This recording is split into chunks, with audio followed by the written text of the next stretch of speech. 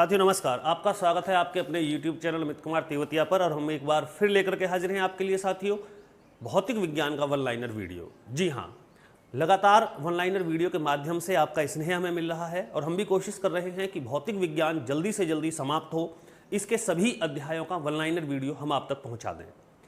बस एक कमी खल रही है कि आप वीडियो देख रहे हैं, स्वयं उसके नोट्स बना रहे हैं, लेकिन उसे अपने साथियों तक नहीं पहुंचा रहे हैं। आप कोशिश करें कि जो भी बच्चे एसएससी की तैयारी कर रहे हैं, यूपी ट्रिपल एससी की तैयारी कर रहे हैं या अन्य कोई भी प्रतियोगी परीक्षा उन्हें देनी है, तो उनके लिए यह हमारा जो वीडियो वन लाइनर भौतिक विज्ञान आप तक जा रहा है बहुत महत्वपूर्ण है। अतः सब तक पहुँचाएँ, अपने दोस्तों को यह वीडियो शेयर जरूर करें, इसका लिंक शेयर करें, उनसे भी कहें कि सब तक पहुँचाएँ वीडियो, ताकि अधिक से अधिक लोग प्रतियोगी परीक्षाओं में एक अपने आपे को चयनित करा सकें, सफलता पाएं और हमारा छोटा सा सहयोग उनकी सफलता में एक महत्वपूर्ण भूमिका निभाए। आइए आज हम शुरू करते हैं भौतिक विज्ञान की वन लाइनर वीडियो में पृष्ठ तनाव। जी हाँ, सरफेस टेंशन। इसके बहुत महत्वपूर्ण प्रश्न हैं, उदाहरण ज़्यादा पृष्ठ तनाव से पूछे जाते हैं, लेकिन हम संपूर्ण अध्याय इस वीडियो के माध्यम से पढ़ते हैं। अब आप आ जाइए, देखिएगा मेरे बाएं हाथ की तरफ आप देख रहे होंगे। पहला क्वेश्चन है कि एक ही पदार्थ के अणुओं के मध्य लगने वाला आकर्षण बल होता है। तो साथियों इसे हम सहसंजक बल बोलते हैं। अर्थात पानी के जो अणु हैं, एक ही पदार्थ ले लें, आप दूध ले लें, इसके जो अणुओं के मध्य आकर्षण बल लगेगा वह सहसंजक बल होगा। एक ही पदार्थ के अणुओं के मध्य लगने वाला आकर्षण बल सहसंजक बल है। क्वेश्चन नंबर 2 पर ध्यान दें। पूछा जाता है कि सबसे अधिक सहसंजक बल होता है। तो साथियों सबसे अधिक सहसंजक बल होता है ठोस में, सॉलिड में। आप क्रमागत तरीके से लिखें तो सबसे अधिक ठोस में होता है, उससे कम द्रव में होता है और सबसे कम गैस में होता है। प्रश्न संख्या 3 पूछा है कि सबसे कम सहसंजक बल होता है। तो इसका जवाब आपको दूसरे प्रश्न के उत्तर में ही मिल चुका है कि गैसों में। जी हां, ठोस में सबसे अधिक, फिर उससे कम द्रव में और सबसे कम गैस में सहसंजक बल होता है। प्रश्न संख्या 4 देखिएगा कि दो भिन्न पदार्थ के अणुओं के मध्य लगने वाला आकर्षण बल कहलाता है। इसे हम आसंजक बल बोलते हैं। जी हां, भिन्न पदार्थों के मध्य, जैसे कि आप गिलास में जल भर के रखें तो आपने देखा होगा कि सदैव जो गिलास के किनारे और जल के अणुओं के मध्य आसंजक बल के कारण ही जो जल का तल है वो गिलास में उभरा हुआ नजर आता है। एक पदार्थ के अणुओं के मध्य सहसंजक और भिन्न पदार्थों के अणुओं के मध्य लगने वाला बल आसंजक बल होता है। तो परिभाषा तो यहां दोनों की क्लियर हो गई होगी। आगे देखते हैं पहली स्लाइड का जो अंतिम प्रश्न है 5वां, कि द्रव के स्वतंत्र पृष्ठ में कम से कम क्षेत्रफल घेरने की आवृत्ति होती है, प्रवृत्ति होती है, इसे कहते हैं। पुनः सुने 5वां प्रश्न, कि द्रव के स्वतंत्र पृष्ठ में कम से कम क्षेत्रफल प्राप्त करने की प्रवृत्ति क्या कहलाती है? यही तो है पृष्ठ तनाव, इसी को बोलते हैं सरफेस टेंशन। साथियों कम से कम क्षेत्रफल घेरने की प्रवृत्ति प्रत्येक द्रव में होती है। हर एक द्रव में पृष्ठ तनाव होता है और पृष्ठ तनाव के कारण ही वस्तुएं द्रव में नहीं डूब पाती हैं। अब जैसे आप पृष्ठ तनाव से समझिएगा, जैसे जल है तो जल की जो ऊपरी सतह है वह पृष्ठ तनाव का कार्य कर रही है। यदि उस पर आप कागज डाल देंगे तो वह कागज उस पर ऊपर ही टिक जाएगा और वह ऐसे ही रहेगा जैसे कि फर्श पे पड़ा हो।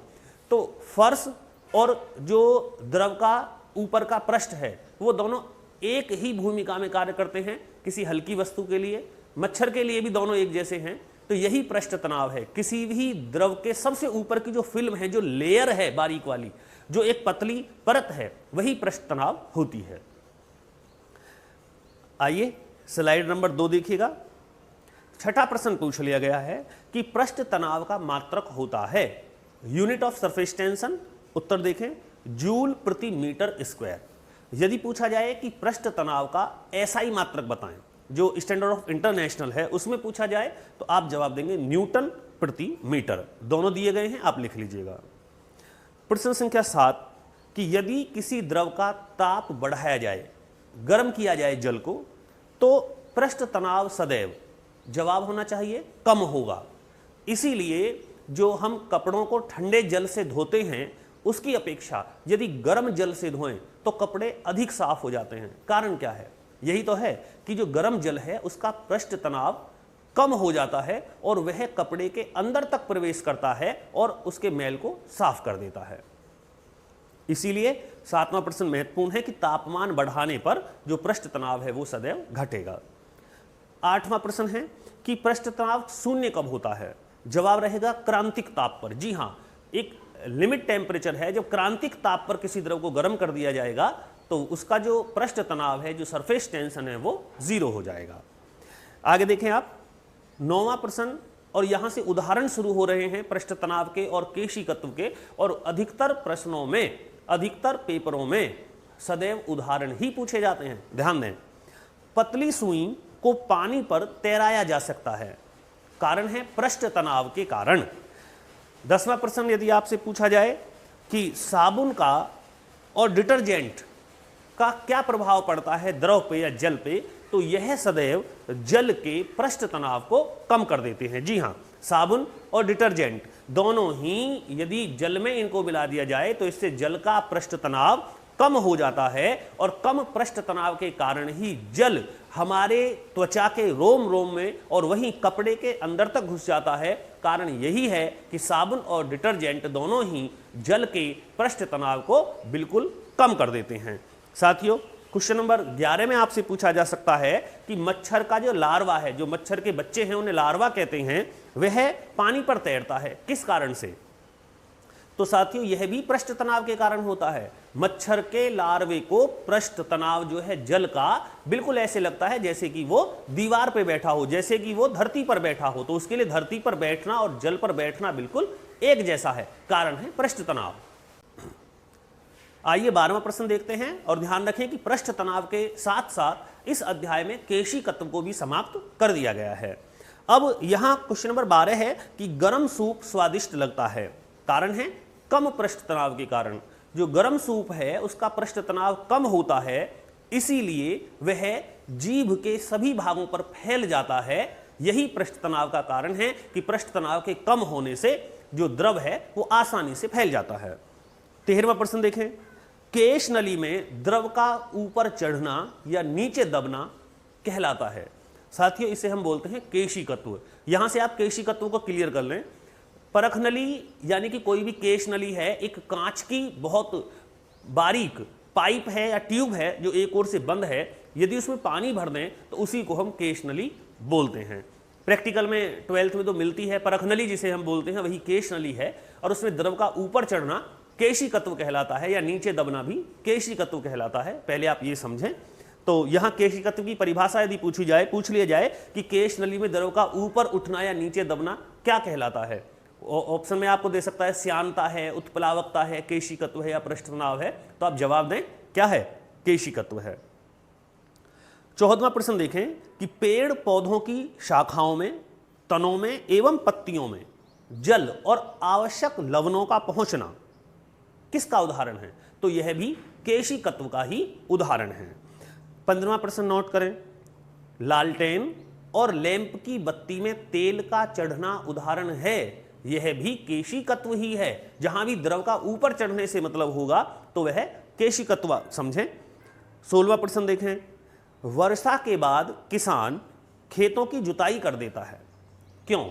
कारण है कि जब पलेवा होती है या खेत की सिंचाई होती है या वर्षा के बाद खेत में बहुत बारीक बारीक, जैसे खेत सूखता जाएगा तो परख नली बनती चली जाएंगी, केश नलियां बनती चली जाएंगी, और यदि उन केश नलियों को ना तोड़ा जाए तो जो जमीन का पानी है वह भाप बनके ऊपर उड़ जाएगा।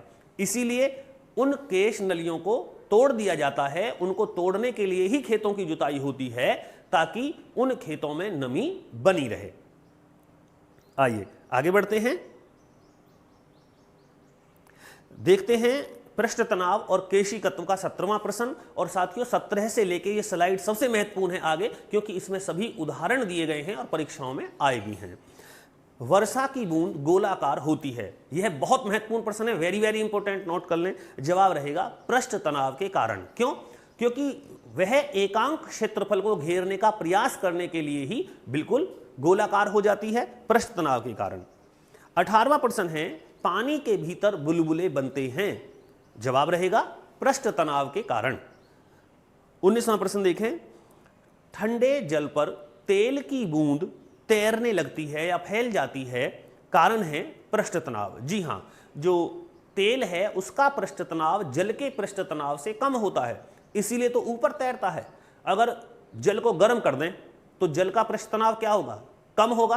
और फिर आप उसमें एक सरसों के तेल की बूंद डालें तो निश्चित रूप से डूब जाएगी। यही तो उदाहरण हम प्रैक्टिकल घर भी कर सकते हैं, बड़े आसानी से समझ में आएंगे। गर्म पानी में यदि तेल की बूंद डालें तो डूब जाएगी और ठंडे जल पर डालें तो तैरेगी, कारण पृष्ठ तनाव। 20वां सवाल देखेंगे, घाव पर दवाई का फैलना, कारण है कम पृष्ठ तनाव के कारण। जी हां, जब चोट लग जाती है और डॉक्टर के यहां जाते हैं तो वह सबसे पहले उस घाव को एक द्रव से साफ करते हैं। उस द्रव का जो पृष्ठ तनाव है वो बहुत कम होता है, ताकि वो घाव के प्रत्येक स्थान पर पहुंचकर उसके जो खतरनाक जीवाणु हैं उन्हें मार सके। 21वां प्रश्न देखें, आंखों से आंसू का लगातार बहना। साथियों, इस प्रश्न का उत्तर है केशिकत्व, ना कि पृष्ठ तनाव। तो आप केशिकत्व के उदाहरण हो सके तो एक साथ लिख लीजिएगा और पृष्ठ तनाव के एक साथ लिख लीजिएगा। 22वां उदाहरण है, टिश्यू पेपर द्वारा जल का अवशोषण।